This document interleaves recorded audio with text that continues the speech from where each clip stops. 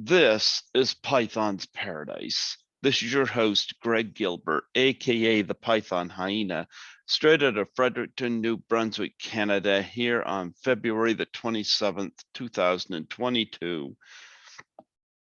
Yeah, I haven't gone outside yet today, but I'm pretty sure we still got snow on the ground out there, and it's probably still cold out, which is why I'm inside. But folks, we have some magic in the air today. And at Horrorama 2017, I met a magician named Ryan Brown, who I've had on the show here twice. And he has connected me with another magician. Folks, I give you the awesome Kyle Babineau. How do you do, Kyle? Very well, Greg. Thank you for having me. Yeah, no problem. No problem at all. I think my first question would be, and this seems to be a standard question with me, but for my audience, I would love to get your background and what led you to want to get into magic. Well, that's definitely a deep question. Mm-hmm. Kind of a tough one, but depending on how long I have to answer that question, I'll do Go my right best. ahead. So I actually was kind of pointed in the direction of magic, I guess, as a kid. Mm-hmm.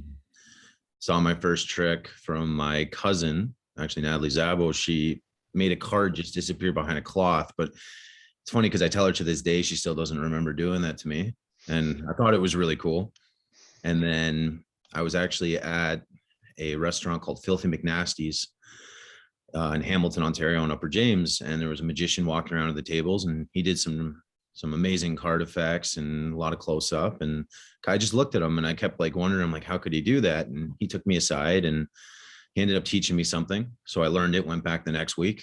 I was hooked, and I showed it to him. He showed me another one, and then it was a really good thing, but I was kind of stuck in this like box because I only had realistically these two things. And that's all I could do. So I kind of started showing people, and then trying to do research. But at a young age, especially, there wasn't a lot of technology and a lot of social media or being able to find out even where to go.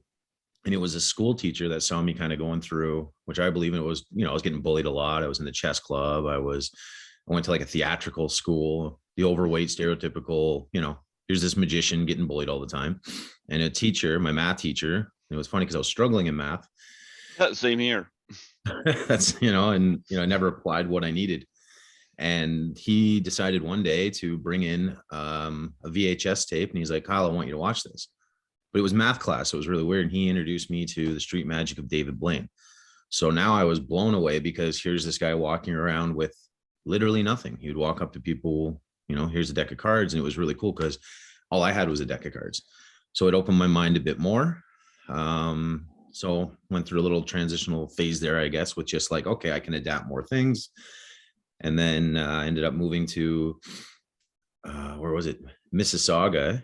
Mm-hmm. And again, it was kind of a weird thing because it was almost like a new beginning for me because nobody knew who I was. I didn't want to get bullied anymore. So, without, at the end of the day, I can backstory it a bit. I got suspended, I think, the first day of school because I decided to introduce myself to the school bully and kind of fight back for the first time.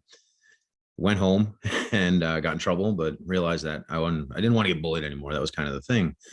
And I was known then as the new kid in the school that took down the bully, and then was also a magician. Then I ended up pickpocketing a watch off of a school cop, like just as a magic, you know what I mean? Just kind of like, here's fun and whatever. And it was a teacher, Mr. Hinton, that he told me he would always follow me around the caf when I was performing. And he goes, I need to see you after school tomorrow. So I thought, okay, I'm in trouble again. He sat me down in his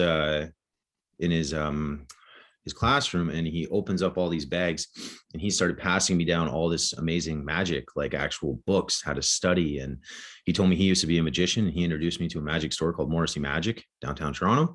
Mm-hmm. And it kind of blew up from there. And, I was in it, got to walk into my first real shop, got introduced to amazing people, a lot of amazing mentors. And then it goes into the fact of each magician that I've met has inspired me in a different way, and it's really funny about, Ryan Brown is that we were both doing stuff in the same area, but never crossed paths. So I've heard about him. And after meeting him, we only met face to face a couple of days ago, and we've been hitting it off ever since. He invited me into his home. I actually needed a couple nights. I needed a place to stay. He invited me into his home for a couple of days, and I got to be refreshed with magic again. Mm-hmm. First thing he did was he's like, "Hey, you want to see something?" Out of nowhere, a bird just comes flying at my face, and it kind of sunk me back into the love of magic again, because it was like, "Oh, here we go," especially with this pandemic. Mm-hmm. And yeah, it's been a wild ride, and looking forward to getting back to it. And I practice every single day, but everyone's struggling with COVID right now, and it's a lot tougher to do a lot of the gigs. So Yes. Yeah. I met Ryan at Horrorama 2017 in Toronto, and it was my first time traveling. I was invited by another guest at the show, Lisa Langlois, an actress from the movie class of 1984, and she invited me to assist her at her table, and so that introduced me to a lot of things. And I met Ryan at that con, and he was at the 2008 18 one and the 19 one, and he was at Frightmare in the Falls last year as well, which I was happy to attend after that hiatus. As far as I'm concerned, an unwarranted hiatus due to the 2020 things going totally. Oh, we won't get into that. yeah, But nonetheless, I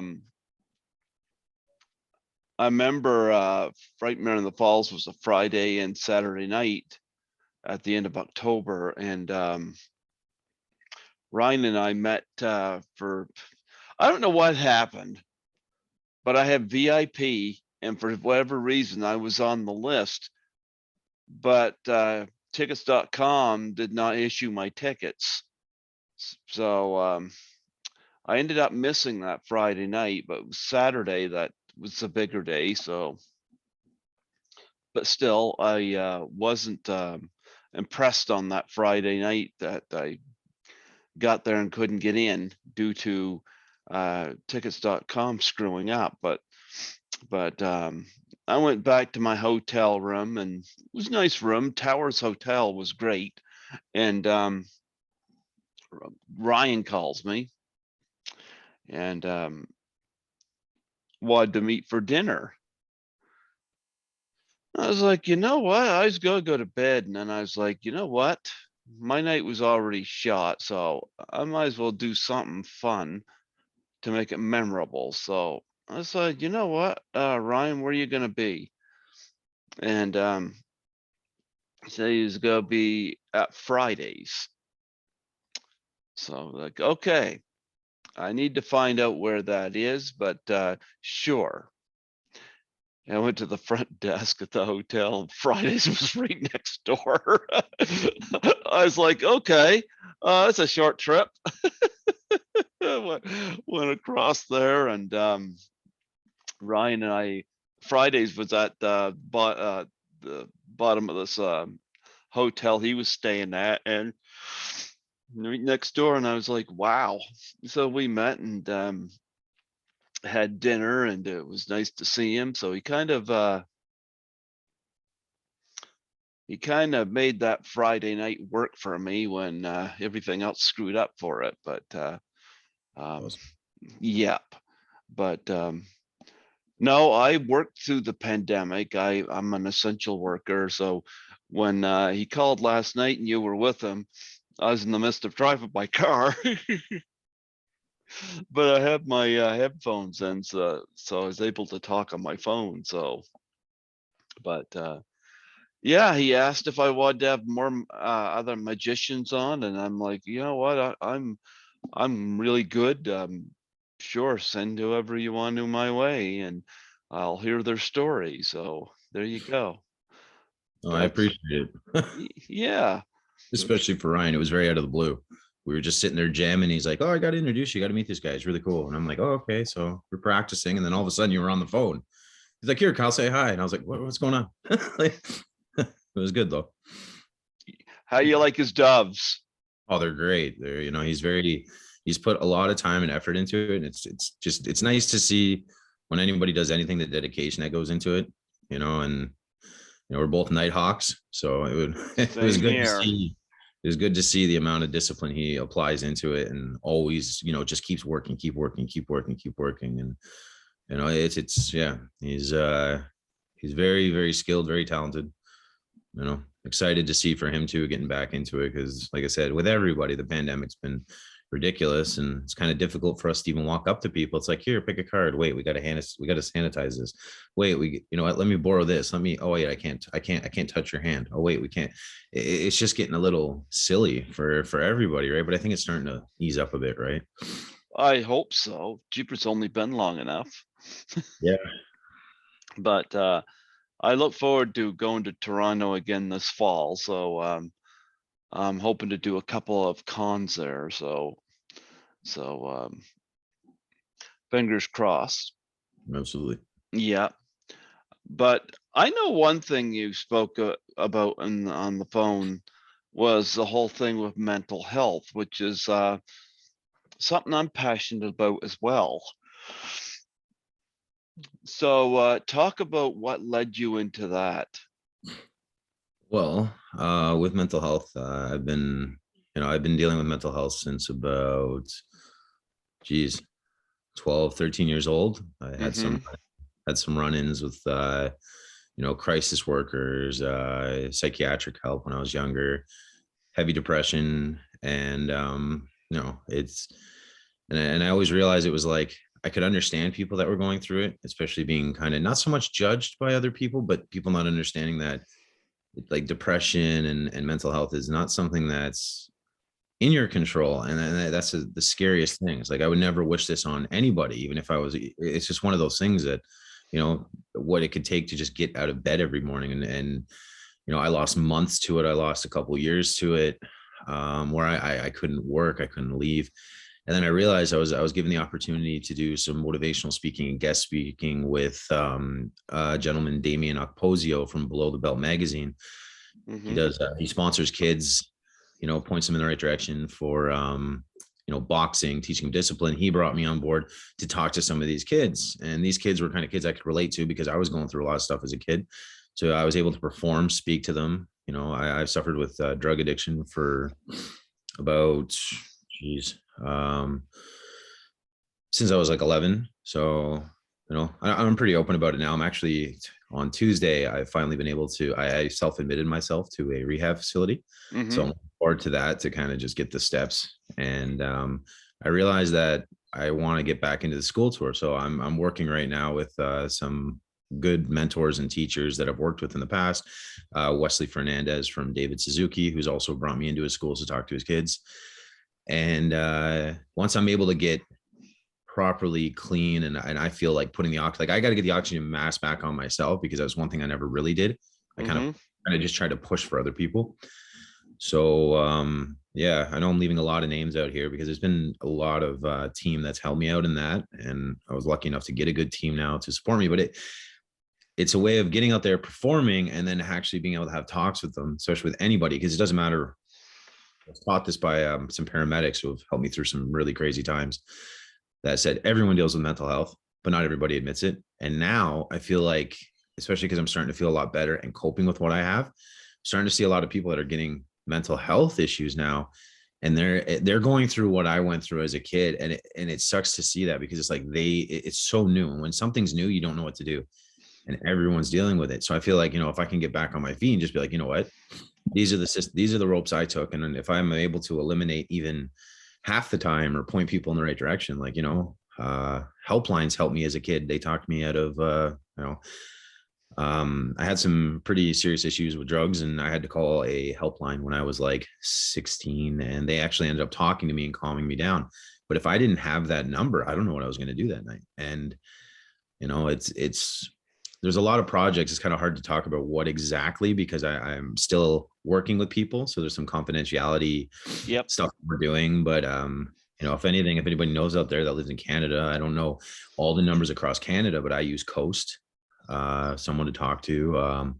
I have a lot of people out where I'm at. I big support to MASH, the men's addiction services in Hamilton, St. Joe's Hospital, the crisis team, everything like that. So, and I realized that it wasn't just about performing. It was like, I should be able to perform and use the platform that I have with Magic to open doors with people and say, this is kind of cool, but let's also talk about this kind of thing. Right. So I just kind of felt that when I was younger, a lot of people that were talking about mental health, and this is nothing against like anybody that's went to school and studied it, but when you start to get certain questions or judged by people, or you hear people like, you should suck it up and pull your socks up. It's like, but FJ. you've never been through what I've been through, but you're reading the book and you're doing the steps. And the people that had the most impact on me are ex-addicts, people that are going through it themselves, and they're talking to you on the level. They're talking to you because they've been there and they're still dealing with it. So yeah, that's kind of the push I'm dealing with right now, is getting back into that. I have many projects on the go, but like I said, I've got to get the mask back on myself, and take the 30 days and get back at it and just hope that everything works out, because it's becoming more and more of a crisis, especially with the healthcare workers right now. My mother's an RPN with Hamilton Health Sciences, and it's tough for everybody, especially frontline workers. You said yourself, frontline work. It's tough. We've got all these, and I'm not getting into any of the issues about what's going on, right? It's like, we all see what's going on, but I feel like talking about it and pointing fingers right now is not the answer. All we can do is follow the steps and try to get through this as like together. I'm just seeing a lot of finger pointing going on right now. And at the end of the day, we're all dealing with stuff differently. And it's really easy to start pointing at each other because we're hurting. So, mental health and depression are not taken seriously enough. And I found I've dealt with depression all my life, and I beat it at least twice before I got on antidepressants. I'm on antidepressants now, but right now I'm coaching an actress who's dealing with it right now, and I check in with her from time to time to see how she's doing. And because I get it, I'm going to tell you what taps my ass is that back a few years ago, a challenge came out for ALS, the Ice Bucket Challenge. Now, my father has ALS. He's had it for 8 years. And mom has Parkinson's. So my younger brother deals with them. But everybody went out and dumped water over themselves for ALS Ice Bucket Challenge. Most people didn't know what it was. yes. I didn't know what it was. Of course, I didn't do the challenge because I wasn't nominated, but I watched everybody else do it. And I think I was very naive to what was going on, because from my perspective, I was like, wow, they got celebrities and whatnot doing this. Wow. I did not see what was really going on, that people were just doing something that was trending. Mhm. And because after the Ice Bucket Challenge died down, another one came out for suicide depression awareness after we'd lost Robin Williams. And this one was the Doubtfire Face Challenge. And it was a lot more entertaining than ice water. It was you took a pie in the face and you nominated 3 people. And I was like, this is perfect, because I grew up with that kind of humor. And I was like, wow, I could get some of my guests involved with this. And I've had some luck. Lisa Langlois did it. I threw it out to her. Nancy McLaughlin from Friday the 13th, Part 6, Jason Lives, did it right in front of props from the movie. That's cool. Yeah. Ellen Udy from My Bloody Valentine did it. And I had some people in the wrestling community do it, like James Ellsworth, Tori Wilson did it, and Teal Piper, Roddy Piper's daughter, did it. And Sandy Johnson, who's Judith Myers in Halloween, she did it, and her husband was dressed up as Michael Myers, and he decided, to put the knife down, decided to put pie in her face instead. Much more fun for him. Imagine if that was the plot cause in Halloween. He'd just get viewed as a nuisance. But nonetheless, what really tapped my ass is that I put $3,000 into a movie that I got my name on as a co-producer. And I was like, wow, I could get the people involved in this movie. And then there were a lot of people and notable in the horror film industry that was in this movie. And I had a lot of behind the scenes people do it. But the director, who's been on my show 5 times, who was happy to collect the $3,000 I put into it, looked at this and decided that it was a challenge that viewed suicide and depression as funny. And I was like, no, that's not what it's about. Yeah. And I started getting turned down by these people that were in this movie who I grew up watching in other movies. And it really pissed me off, because I just love it when I hear some guy or gal say, well, we could talk about it. And I'm like, nobody wants to see a video of you talking about this, let alone me. They want to see the act. That's what part of it. And it just like, wow. I never caught this part of the ice bucket challenge where it was just trending. I was like, why does something have to trend? So it ended up causing a division between me and people from that film. I mean, the film's all shot and in the can, but I feel extremely unappreciated by them that they couldn't take cost less than $5 to do it, and they couldn't take a moment to do that where they could have influenced people in their fan base. Mhm. It wasn't good enough for them. That pissed me off. And so I've been dealing with that. Mhm. So when you get people that don't take it seriously, it is difficult even to explain your situation.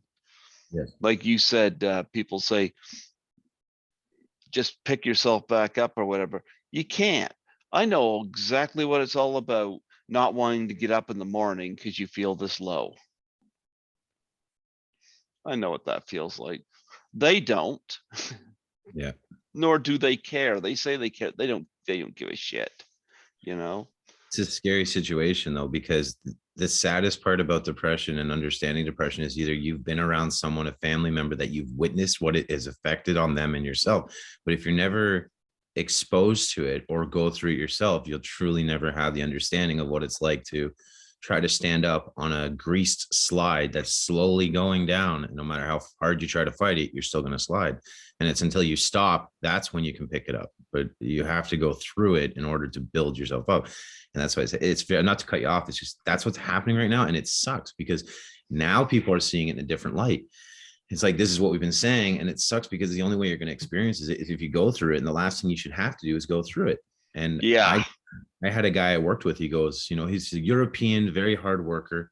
And he's like, oh, you need to smarten up and you're sick up here. And he was doing the mentality he was raised on, pull yourself up, pull yourself up. He didn't understand what it was like to have a panic attack. If you have a panic attack, it feels like you're dying. It feels like you're having a heart attack. You can't breathe. And no matter what, you start to go numb. And every symptom of a panic attack and anxiety is the same as a heart attack and a stroke. So you have to try to differentiate what that feels like. And I went through it for years. And then one day I found out, oh, so-and-so, I won't mention the name. He's in the hospital. He's having a heart attack. I said, oh my God, like, is he okay? Just to find out after that, he had a panic attack. And now I almost, when I saw him, I was like, you feel better? He's like, I was like, you had one. right? And he's like, yeah, that's really weird. I'm like, you understand where I'm coming from now? Do you remember all those years where you were saying to me? I was like, I was living that on a daily basis. And now he has that. It's like, oh wow. And it's like, and it sucks because the only way someone will see it is if they experience someone they love go through it, or they went through it themselves. And Yep. you're absolutely right. Like it brings awareness, because the people that are going through it need to feel like they're not alone, because that's all we do is we feel like we're the only ones going through it. Right. Yep. And Well, yeah. yeah, I discovered these people, not all of them, but a lot of them had turned their back on me. So I was like, okay. But nonetheless, um, magic is certainly a good coping mechanism, you know. Robin Williams used comedy. Absolutely. Unfortunately, people did not know what was going on underneath with him. Um,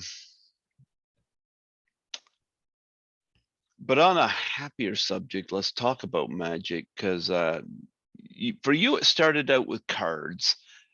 Yes. Now, when I watch Ryan perform, and I've seen Ryan perform a few times, um, I see the cards, I see the rings, Yes. I see the doves. I love his dove act. Of course. And then he'll introduce a couple of new things that I haven't seen before, you know? So, what are your experiences with magic? Um, you started with the cards. What Yes. else have you moved on to? You don't have to give your secrets, but Oh, no. No, this is the thing. I've studied all of it. I've studied stage, I've studied birds, and that's the thing, is that I've studied birds. Would I say I'm a dove performer? No. I study mentalism. Am I a mentalist? No, but I perform mentalism. I'm a close-up magician. I've done close-up, meaning that whatever's is on you, whatever you have in your pockets, whatever, you know what I mean, I'll do that. And my specialty of what I've really trained is close up, meaning right in front of your face. I grew up in bars, like I was doing nightclubs and restaurants underage. I was 14 years old doing all the nightclubs. I did my bartending degree in Niagara Falls at 16 because no one knew my age. And all I had was like stuff behind the bar, and I was, underage, but they didn't know that. And I'm not going to mention the restaurants I worked for until I get permission and X amount of years have passed, because they found out kept asking me if I wanted to drink. And I said, oh, I'm okay. I'm okay. I don't drink. And I remember one day I was there with the guy who gave me my big shot to work at the time, was very dangerous bar. And but that's where I grew up, was because I realized that people are people, the uh-huh. hype on, you know what I mean? It didn't matter if this guy was this guy or this guy was that guy. I was going to show him the same thing. Hmm. And I said, you know what? I'll have a drink with you. He's like, what do you mean? You're going to have a drink with me? I said, yeah. I'm like, it's my birthday. He's like, oh, it's your birthday, and I've been working there for a couple of years, right? And he's like, how old are you? I said 19, and he went white. He looked at me. He's like, okay, you're funny, I get it. And I had to show him my ID, and he went, Kyle. He's like, you were 14 when we hired you? I said, yeah. And he's like, come on, right? Because I'd show up with the vest, the hat, the sleeves rolled up, and and then there was only one guy that knew I was underage, and he would always bring me a Coca-Cola with ice with a lime, because he knew I wasn't getting in trouble. So I blended, and I got Yep. to, but like I said, to long story short, again, it was close up, but I've studied a lot of it. Ryan's kind of been teaching me a little more of the stage stuff. And it was really cool because I'm sitting there blown away by his stage, and I started showing him close up, and he was like, oh, come on. And I'm like, what do you mean, come on? And like, he would do something, I'm blown away what he was doing, because he started off doing close up, but then he moved on to the big stuff, and he's so smooth at it, as to where all I had was the small stuff. And I've just been specializing, and polishing it. But I just love it to be able to pick up anything, right? But it's always growing. There's so many styles of magic. There's so many different like fields of it, and every performer, and I've said this, like every performer has something unique to show you, because we're standing on the shoulders of giants, and we're in a really cool era where we're still living with some of the greats that have been trained by the greatest, like, and like their history and their legend lives on through each performer, because we're all studying the greats. And then it's like, oh, this guy's student, this guy was like Blackstone students, this guy trained under Doug Henning, this guy trained under, and it's like, then you get to see their real students come down. And it's kind of weird right now with social media, because if these kids like that are getting into it, especially these young kids, get to a magic shop. Get into the magic shop. Like if you're gonna think that you're gonna learn everything on the internet, and I'm gonna tell you this, there's some amazing people on the internet that are pointing people in the right directions, not mention names, but and I tell them that I met some of these kids that do these TikTok videos, and they're like, yeah, I can do this, right? And it's like, yeah, but do you even know who does that? No. And they're doing little pieces of it, and they don't have the full picture. And I said, like, look, like at the end of the day, if I go and get a hockey stick and a pair of skates, I can play hockey, right? But am I in the NHL? And some of the people are assuming because you got the skates, you got the this, like that, you're playing on that level. And it's like, listen, I still to this day am learning, and I will continue to be a student of it for the rest of my life. I'm always going to learn, always going to learn, always going to learn. And that's the thing. It's like they got to get into the shops. They got to go through it. You know, they got to go through all the bumps and the hard knock, and you know what I mean, getting pointing in directions that you wouldn't be pointed into. And you know, it's crazy because to think that you're gonna become a master of this, there's so much. Every single, it's like vines, it's like roots. Every little thing that you start to look at expands into like all of these different methods, and all like each performer brought something different. You know, every country has a different style. Every, you know, there, if you go and perform in like, you know, Asia, you're gonna see similar stuff that is done here, but done in a different way. Yeah. It's just cool. Yeah. But I don't know. I'm kind of lost on where I was now, but No, I get it. it's like I said, I get lost in my own thoughts because it's that complicated. But Well, I've watched Ryan Brown for a few years now, and he's constantly growing. And I always tell him on phone conversations, keep creating, because I don't even know if he sleeps. I think he dreams magic, and no, we don't. you know, like he's one of these ones he'll call me at any hour, and I've gotten to the point I can't always take his calls, but I try to get him at least once a day when he calls, but he's like he's always got something on the go. Yeah. And so I think my next question for you is, he's got his style.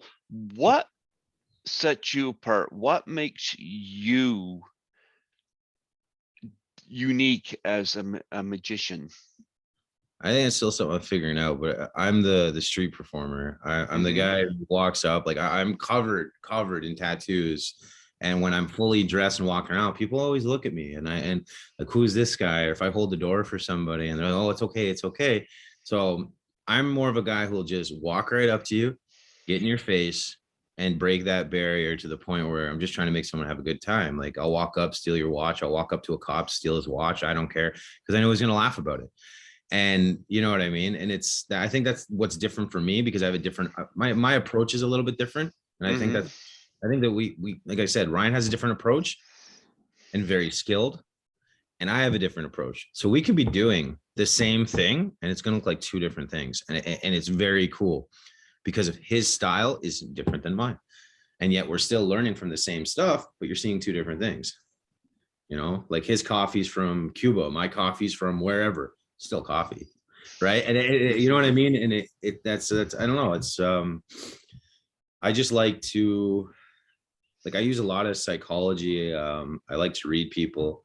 And it's like, I change, like they say, oh, you have many faces. I don't even know my own style, because I talk to somebody, I get a feel for what they are, and I'll change it. It's like jazzing, right? It's I got to feel this person out. And when I start to feel him out or her out, whoever it is, it's like in my mind, like the Rolodex, like the plethora of information goes. And it's like, I can now take this person on this journey or this journey and this journey, but this person over here, I have to take on a totally different journey. We're not walking a path. We got to fly to this country because you're not feeling the way this is going. And I get a lot of flack from some of the guys, because some of the guys are very classically trained. Yeah. Some of the guys are free-base trained, or however you want to call it. And I don't have a script, because I think that if I'm scripting something, not that it's scripted, but it's like there's a way that is presented and we pay homage to how it was originally done. But I will just talk to them as a regular person. And I got a lot of flack for that. They go, oh, so what's your list on stage? I go, I don't know. I just have a list of what I want to do. They go, but wait, what are you going to do? What are you going to do first? I say, I don't know. I have to talk to the audience. If they're having a bad day and I want to say this, they don't want to hear it. So, but it was just something I was taught as a kid. It's like you treat what's the example for? You treat everybody on the level, but you got to treat the janitor the same as you would treat a CEO. And then that's all it is, right? Because I was just blessed at a young age to be around. I was exposed to the real world, let's say that, at a very young age. I was skipping school. I was failing in school because on the weekends I was going and making tons of cash. And I was getting told by some individuals, like teachers, this isn't a career.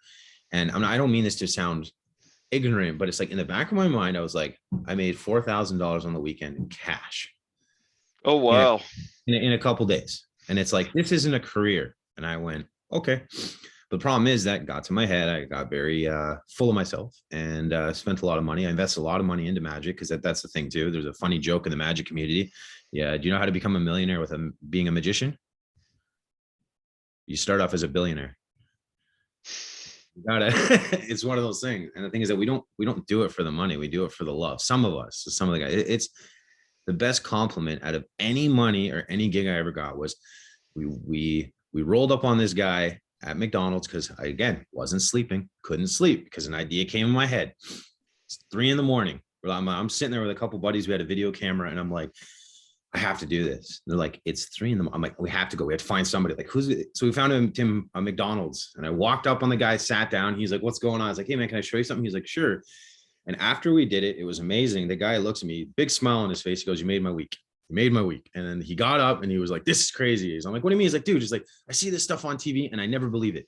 He's like, that was so cool. You made my week. Thank you. And it was like, that was the coolest thing. Yeah. And where I truly found where I want to be, if I can share that, because is to do my tour, of course, during the day, so that I'm like, even my family, they're all into it. And my mom brought me into the hospital with my brother when we were kids, and we got to like, in a way, entertain the elderly because there wasn't a daycare system, and we had them bowling, and the security was coming because we had these senior citizens laughing and rolling around in their chairs and throwing bowling balls, and it was so cool to see them like that. And I was at the hospital, being a hypochondriac at the time. I was always in the hospital. I went out to have, disgustingly enough, a cigarette, but I had a combat jacket on, like I'm ex-military, but I love the soft shells. They're really comfortable. And I walk around the corner, same thing, black toque, all in black. And this poor lady, she goes, oh, I'm so sorry. And I said, what are you sorry about? She's like, oh, I'm just trying to have a smoke. I said, so am I. And she's like, oh, I thought you were security. They keep coming. And long story short, after talking to her, I found out she was in hospice. Lady I've only met once, and she only had 3 months to live. And here she is. She's all bundled up, very like, she was very skin and bones, right? And I did, and I look back at this, the simplest thing to me. It was like I made a cigarette vanish, and she lit up, man. Like and she said the same thing. As a kid, I always wanted to see that, man. And it was like, oh man, like, and it's like, that's where I like, if I can get the time now to volunteer in these places, just to volunteer. It was so much fun to see someone take something that I put like love and respect, and I take for granted because I get to do it all the time. And to hear someone go, ever since I was a kid, I would watch Doug Henning or Copperfield. And I'm not in that level of where those guys are. But to them to say that's who they saw, and I showed them something so simple to me, that's so cool, and this and that, and all of a sudden they got a smile. And I think that with mental health is the big thing. Just change. All it takes is to that little block, that barrier in your head. All of a sudden you're thinking like, how the heck did that person do it? And now they're talking about something else, and they go back, and it almost takes the weight off of something that you're holding within you, right? So I love it. Yeah. Like Robin Williams, with Patch Adams. And it was funny because I've even had doctors go, that's really cool what you do. And they said, I'm like, but you're the doctor. He's like, yeah, but, and even with, was it Patch Adams and all these guys, it was like, you can do something a doctor can't. And if you're able to do that, and that's something I work towards, it's like, when you're in the hospital, you can be really scared. And the one thing they could do is they could heal you, but can they make you smile? And some of them can, like Ronald McDonald House, Sick Kids. Like I was part of McMaster, the Sick Kids. There's some wonderful things out there. And I found that some of these doctors, some of these pediatric doctors, when they start doing, all of a sudden they're doing magic. And it's so cool to see because they understand that too, that it's like, you ever see they have to give the needle to the kid and the guy does sleight of hand to him, or he's like da, da, da, da, da, da, and he's touching him with the needle caps, and he's making the kid laugh, and he's throwing Kleenexes in his face. Now the kid's laughing, and he's touching him with the needle on his shoulder, and nothing's happening. Then all of a sudden he takes the cap off and he hits and puts the needle in, and he keeps going, and the kid doesn't feel it because the kid's just sitting there having fun. It was so Oh, cool. wow. I never Yeah. heard of that. That is cool. You gotta YouTube it. Doctor distracts kid for a needle.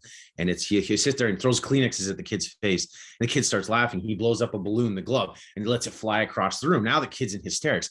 Then he starts playing the drums with needles that are capped, of course. He's like, da, da, da, da, hit him in the head. And the kid's laughing. He's like, da, da, da, da, da, da, hit him in the head. Now he starts hitting his shoulders and he's playing the tambourine. And at the last second, he takes the cap off and he's like, da, da, da, da, da, in, da, da, da, da, da, da, and he puts a Band-Aid on. He gives him a sucker. And it doesn't even register.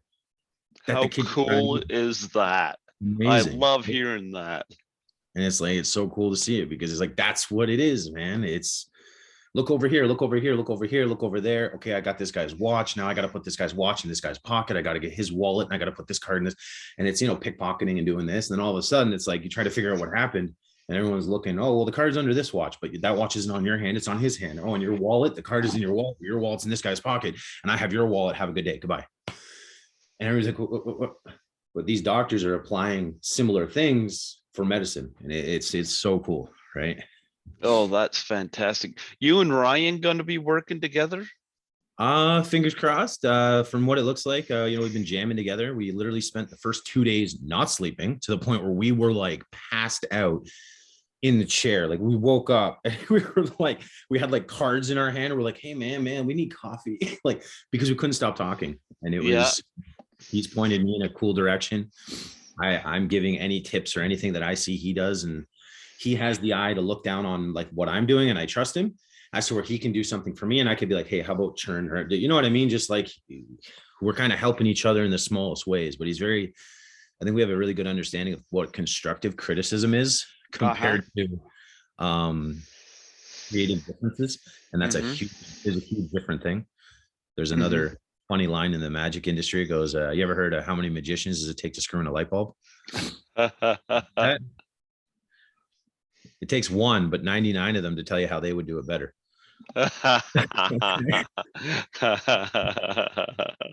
And we just have. I'm looking forward to it because he's really down to earth. He's we own the weird, so it's kind of cool. We both went through the exact same things, and we passed so many times. And I'd always message and see him in Vegas, and I'm like, congrats, man, that's amazing. And it was like this weird thing where I didn't want to bother him. Like, oh, he's too busy. And I remember sending a wave to him on Facebook because I wanted to get a dove. And I know that he's a professional with that. And I know the girls now, they're hearing me because I showed a video of me holding the doves. And of course, now for her birthday, she's going to have a pet dove. Right. And it's going to be a pet because mine's going to be a working one. And you know what I mean? So it was, it's weird. Cause like I said, we've only actually been hanging out for a couple of days. And those couple of days seem like we've been hanging out for a long time. How cool is that? Yeah. Very cool. Yeah. Well, I love the fact that you're doing something that not only are you passionate about and that you're skilled at, but you're also helping mental health. And I applaud you for that. Do you have a website or anything like that where people can reach you and get hold of you? Currently in the works because I'm rebranding. I kind of went very underground. The only thing I have right now is Instagram. Okay. And I posted a lot of stuff in the past, and at the end of the day, you post too many things and some people end up kind of taking your style. So I have a thing where I don't even let people film. I want to create memories, not videos. So it's like, I mean, if you want to see it, put your cameras away and enjoy it for what it is, just because it's more memorable. Yeah. It's Kyle _ Babineau. On Instagram. And but soon enough the website will be back out once I do my little vacation treatment there and getting a little bit more help that I need. And it'll make you stronger. And the fact that here's the thing, when you've dealt with depression, once you've gotten through it, and you will eventually get through it, that I can tell you. You just don't know when. Yes. But there'll come a morning when you wake up, you're going to feel fine. Yeah. It's just a matter of when. But the But once you do that, you'll be so equipped to go along somebody else who's dealing with it because you've experienced it, you know this. Like I said, I'm coaching an actress right now who's dealing with depression, and we keep in touch with each other. And I believe she's going to beat it. She doesn't see it right now, but then again, I remember when I didn't see it.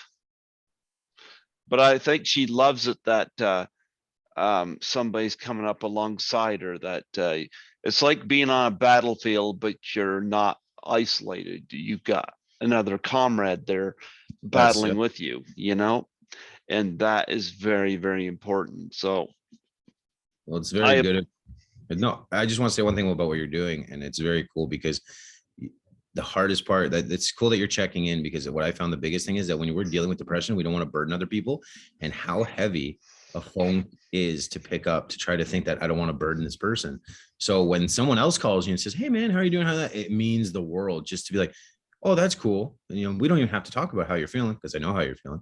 What are you up to? What are you doing? Like, when you say how you feel to someone that's in depression, it's like, well, like, I don't want to go through my whole entire life story, because that's all I've been doing every single day, and how I feel worthless and I'm this, and I start to believe what other people think about me and this and that. And that's really cool that you're able to do that. And it's Oh, I get it. What bothers me is people that don't get it, and bothered me for a while too. But if you don't know, you don't know, and the only way to yeah, know it, sadly enough, going through it. yeah. Well, you know what? It was wonderful having you come on here today. Special shout out to Ryan Brown for Absolutely. connecting this. I think my last question is, you got anything coming up in the near future that like any gigs or anything you're going to be working? I'm gonna be doing like I said, once I'm out, yeah, I'm gonna be hitting it by storm. So I can't really promise anything. If I could give a shout out, and it's a shout out to someone that inspired both Ryan and I, Mm-hmm. who is coming to Toronto. His name is Scott McClelland. I just want to get the exact date here, so I don't, if that's okay. He, Go ahead. you're into that kind of paranormal, creepy stuff, correct? Well, I like Haunted. horror. I like horror What I movies, mean. but as Okay. far as uh, into it, I You believe in God. No, that's not what I mean at all. And of course, so do I. I'm Yeah. saying, but you could still watch The Exorcist and have a good Oh, I time, right? love The Exorcist. I've Okay, interviewed so Eileen Dietz from The Exorcist. there's a gentleman. His name is Scott McClelland. He comes from a Uh-huh. long line of sideshow performers.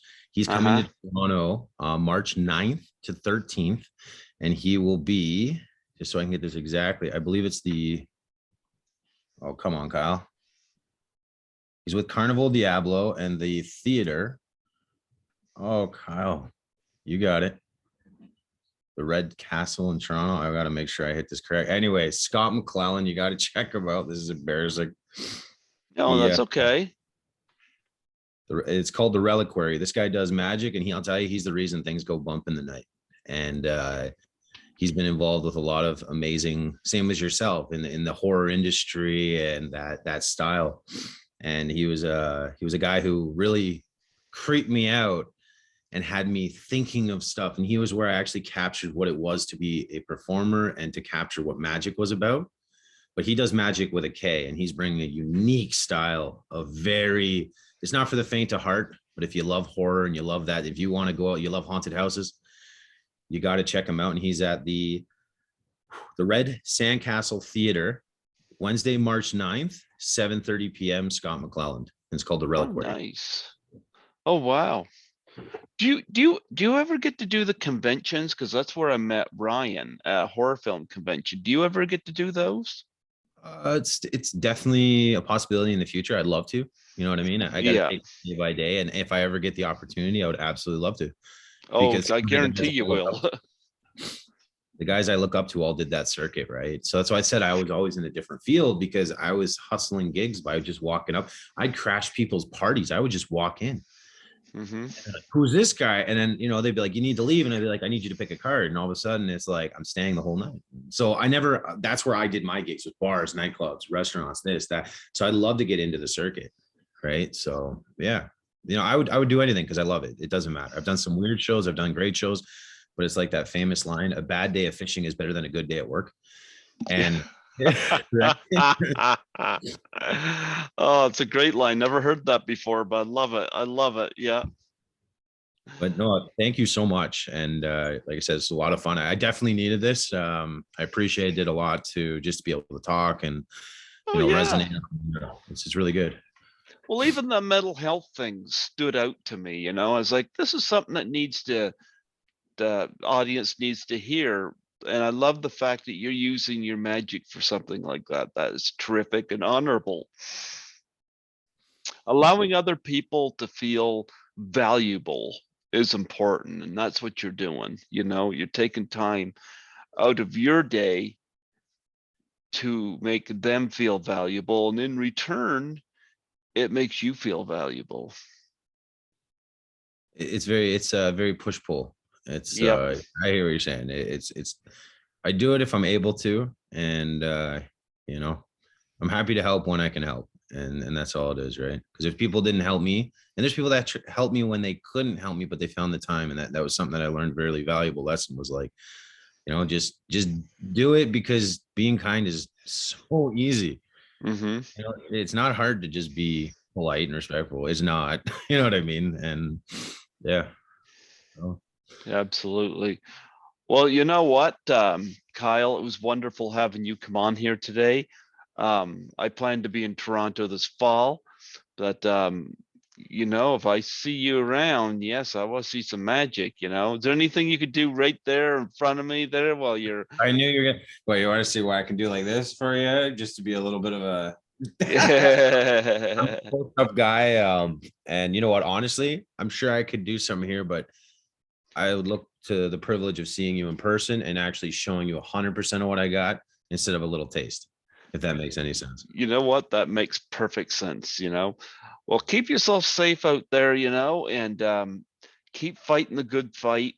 I love the fact you're using your magic to help mental health. I think that is phenomenal. Congratulations on that. Bringing a smile to somebody's bad day is a positive. So I applaud what you're doing there. I encourage you to keep doing it. And yeah, when you've gone through it, you're better equipped to understand what they're going through. But with these skills you have, you're able to take it further in a very positive way. Thank you. You keep doing that.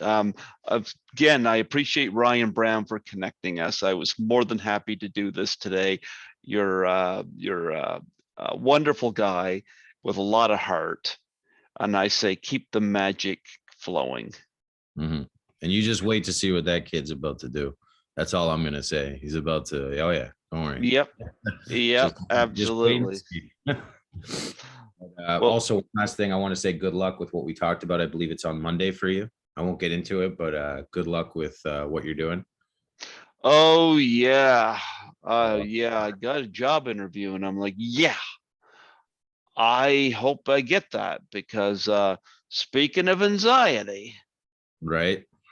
I worked through the pandemic, but it's like I cannot believe how low cleaners are paid. And I see so many people quit.